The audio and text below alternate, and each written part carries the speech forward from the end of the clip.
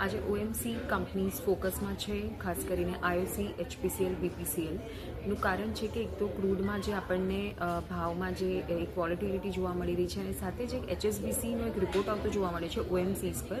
तेमणे कह्युं छे रिपोर्ट में कि ओएमसी कंपनी पर तेओनी रेटिंग जे छे ते डाउनग्रेड करीने तेओए होल्डनी करी छे अने तेओए एम पण कह्युं छे कि अर्निंग्स અને મલ્ટિપલ રીઝન્સના કારણે તેઓએ આ રેટિંગ કટ કર્યા છે।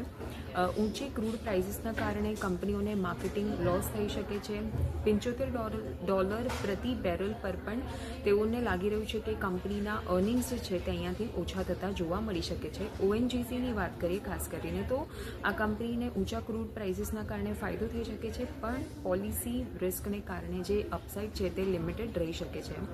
આઈઓસીની વાત કરીએ, અહીંયા તેમણે ડાઉનગ્રેડથી હોલ્ડની કોલ કરી છે। ટાર્ગેટ પ્રાઇસ 150 કર્યા છે કટ કરીને।